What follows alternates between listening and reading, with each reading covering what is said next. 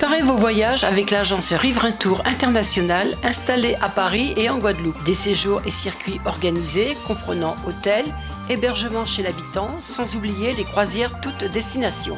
L'agence Riverain Tour, ce sont aussi des offres exceptionnelles de billets vers les Antilles ou vers Paris, ainsi que l'Afrique avec facilité de paiement.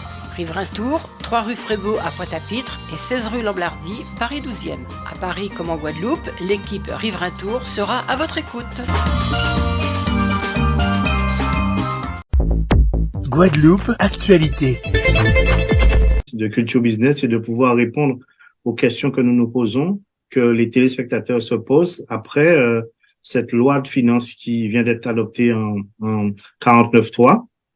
Avec quelques-uns de vos collègues se sont manifestés pour manifester leur opposition à cette loi qui, dans son sein, au niveau de l'article 55, parle de favoriser l'arrivée ou le subventionner, comme on pourrait dire, l'arrivée en Guadeloupe et dans d'autres territoires de personnes qui souhaiteraient s'installer avec des projets durables. Donc, ce que nous sous-entendons, c'est des projets d'installation, projet de création d'entreprise, projet d'implantation.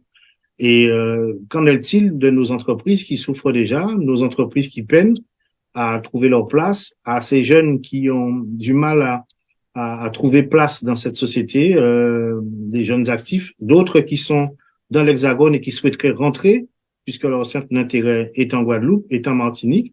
Et on ne comprend pas trop les orientations. Donc, on a voulu vous entendre, vous, députés, pour nous dire un peu votre lecture de cette question et comment imaginez-vous plutôt, lutter et informer la population sur cette nouvelle directive, cette nouvelle loi qui vient d'être adoptée. Très bien. Bonjour à tous. Bonjour les spectateurs de Canal 10. Merci pour votre invitation. Alors, je précise tout de suite que je suis membre de la commission des finances de l'Assemblée nationale. Donc, je suis très bien placé concernant la loi de finances et plus particulièrement ce qu'on appelle la mission outre-mer, c'est-à-dire le budget outre-mer. Je voudrais préciser aussi que pendant 6 à 7 semaines, j'ai travaillé avec mon collègue Thématé Le Gaïc, nous sommes co-rapporteurs qui plus est de cette mission outre-mer, de ce budget outre-mer. Nous avons eu beaucoup d'auditions pour pouvoir tout de suite apporter un œil critique, une analyse critique sur la loi de finances initiale 2024 concernant le gouvernement Macron.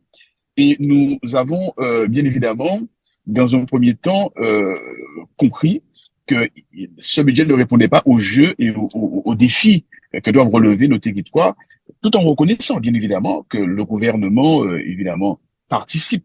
Il y a des fonds qui sont dédiés. On ne dit pas que le gouvernement ne fait rien. Il y a des financements. Mais puis, l'excellence que nous voulons dans nos territoires en matière d'infrastructure, en matière de développement économique, en matière de cherté de la vie, en matière concernant l'eau, concernant la mobilité, tous ces sujets font que il faut véritablement qu'il y ait un budget qui puisse répondre à ces attentes et à ces préoccupations.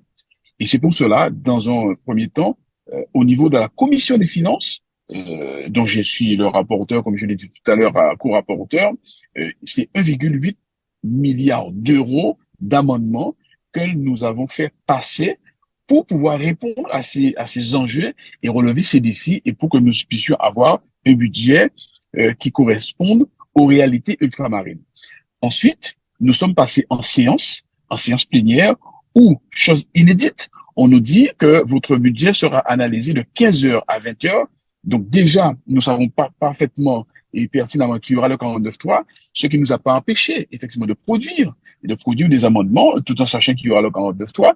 Mais en plus, le débat est encore escamoté en nous ne permettant pas d'analyser tous les amendements que nous avons présentés en séance. Et donc, c'est la moitié de ces amendements qui ont été analysés.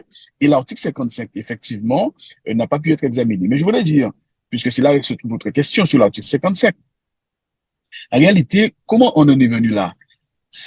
Et c'est précisé dans cet article, c'est dans le cadre du STIOM, le comité interministériel de l'outre-mer, qui est le résultat, effectivement, de ce STIOM du 18 juillet, et qui est le résultat d'échanges qui a eu lieu sur certains territoires ultramarins.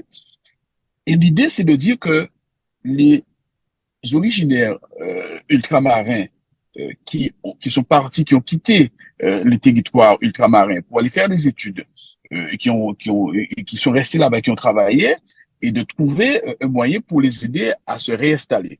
De la même façon qu'il y a effectivement déjà un accompagnement depuis tantôt de nos jeunes lorsqu'ils partent pour faire des études, que ce soit par les billets, que ce soit pour l'installation au niveau de l'hébergement.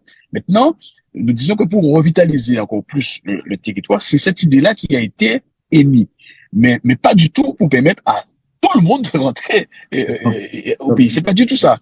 Sauf que le gouvernement, effectivement, et d'ailleurs c'est très clairement inscrit dans l'article, c'est en tenant compte du SIOM. Alors donc, quand j'entends aussi certains élus, de nos élus dire ma feuille de route c'est le SIOM, eh bien voilà le résultat. Le résultat c'est qu'aujourd'hui, le gouvernement qui en a fait sa feuille de route dit, et voilà, à ce moment-là, tout le monde aussi qui voudrait s'installer et sans garde-fou.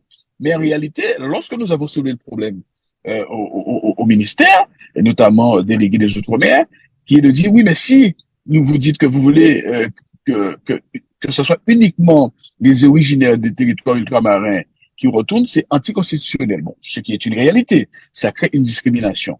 Donc, ce qui veut dire que le texte en l'état ne peut pas s'appliquer de toutes les façons et en aucune façon nous ne saurions l'accepter. Donc, premièrement, il a été adopté dans le cadre du 49.3. Il faut savoir que nous avions prévu avec notre collègue de la Réunion, Emeline Kermidi, qui a prévu dans le premier amendement, c'est la suppression de l'article 55. C'est-à-dire que si nous étions arrivés à examiner cet article 55 dans le cadre de la mission Outre-mer, eh bien, majoritairement, nous aurons supprimé cet article 55. Si tant est qu'il y aurait eu effectivement un échange, une discussion qui nous donnerait des garanties que ce serait évidemment en priorité nos compatriotes ultramarins, qu'ils soient effectivement d'origine, qu'ils soient nés sur le territoire ultramarin, ou éventuellement qu'ils ont un centre d'intérêt matériel et moral sur le territoire, et en clair, ne pas permettre à tout bout de champ, à tout le monde de venir s'installer, et encore moins ceux qui ne sont pas originaires d'outre-mer. Donc maintenant, juste une question. Si vous dites que dans la loi, c'est un caractère inconstitutionnel, que la République dise qu'elle fasse des distinctions, si je comprends bien, entre des membres des différentes communautés ou bien des territoires. Mais si c'est passé en l'espèce, est-ce que c'est une manœuvre ou qu'est-ce qu'on doit comprendre nous? C'est une manœuvre ou comme on entend pas mal de choses, on dit que c'est une question de génocide par substitution, etc. Est-ce que c'est une manœuvre ou qui a été faite délibérément? Je ne pense pas que ce soit véritablement une manœuvre. C'est-à-dire, sous-entendu, ce qu'on appelle, beaucoup pensent que c'est une manœuvre. Est-ce que c'est une volonté? Substitution. Ouais, voilà, c'est ça, une volonté. Non, je pense que c'est, à la base, c'est une demande qui a été émise par nos élus, et notamment ceux qui sont proches du gouvernement Macron. Sauf que, ça n'a pas été traduit comme, effectivement, cela a été demandé. Bon, donc c'est clair. Bon, mais en tout état de cause, manœuvre ou pas manœuvre, c'est clair que cet article ne peut pas s'appliquer en l'état. Et nous sommes farouchement contre un tel article. C'est clair, c'est net. Et nous l'avons dit au ministre, à Vigier, et donc il faut trouver une autre rédaction. C'est vrai que dans l'article aussi, ils disent que l'application de cet article se fera aussi par ordonnance. Donc le moment venu, nous verrons. Bon, mais pour nous, à la base, il fallait plus mais simplement, je dirais, supprimer cet article.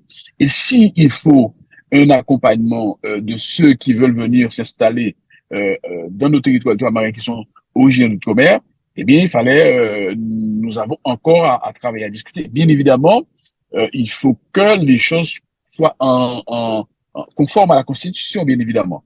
Bon, mais en tout cas, je pense que là, il faut s'en tenir. Manœuvre ou pas manœuvre, nous sommes contre l'application de cet article en l'état. C'est clair, c'est net.